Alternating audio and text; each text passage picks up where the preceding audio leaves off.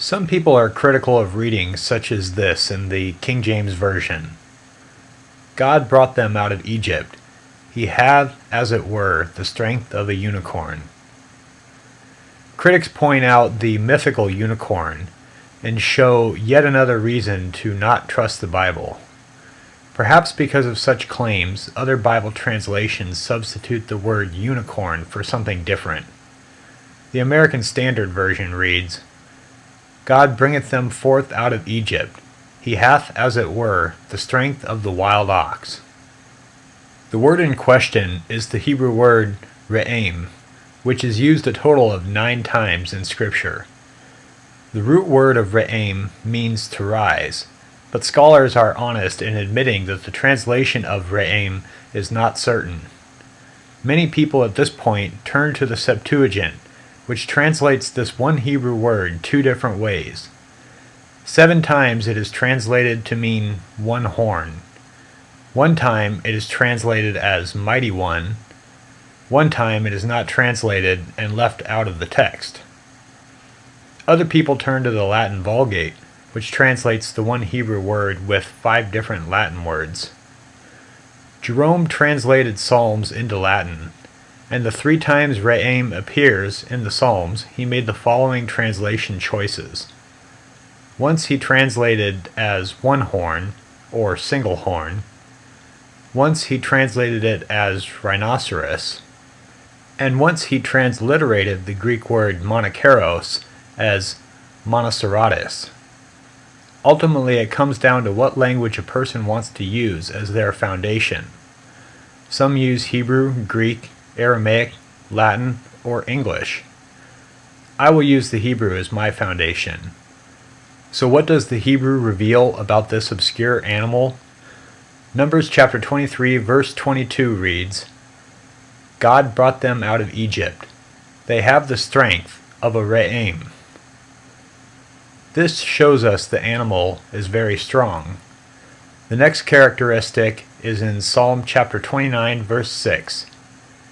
He makes Lebanon leap like a calf, Sirion like a young re'em. This shows us the animal leaps, at least when it is young. The second characteristic appears in Job chapter 39 verses 9 through 10. Will the re'em consent to serve you? Will it stay by your manger at night? Can you hold the re'em to the furrow with a harness? Will it till the valleys behind you? These verses show that the animal was not domesticated. A third characteristic is in Deuteronomy chapter 33 verse 17. His glory is like the firstling of his bullock, and his horns are like the horns of a re'em. This verse shows us that a singular re'em can have multiple horns. Does this invalidate the idea of an animal with a single horn? Maybe not, because of what it says in Psalm chapter 92 verse 10. You have exalted my horn like that of a re'em. Here it is possible that a re'em could have only one horn, while another in the re'em family may have multiple. Such is the case with the rhinoceros family. Interestingly enough, a rhinoceros is a possible beast that fits this description, as a young rhinoceros does indeed leap. But writers from the 5th century BC also describe a single-horned beast that is distinct from the rhinoceros. The use of the word unicorn can be drawn from the Greek Septuagint, which chose to translate the Hebrew word re'em with the Greek word monokeros, which means one horn. The Septuagint is puzzling in that it reads, the horns of a unicorn.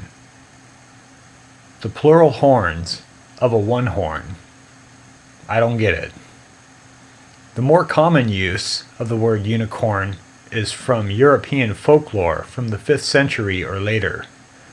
This is of course much later than the completion of the Hebrew Scriptures.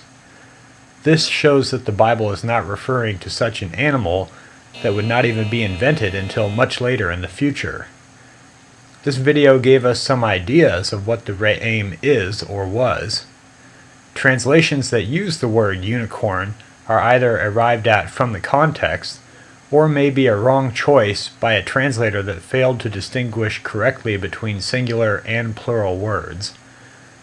As far as I know, the first translation to use the word unicorn is William Tyndale's translation in 1530. So the issue is not to be made with the scriptures, but rather with translations of them.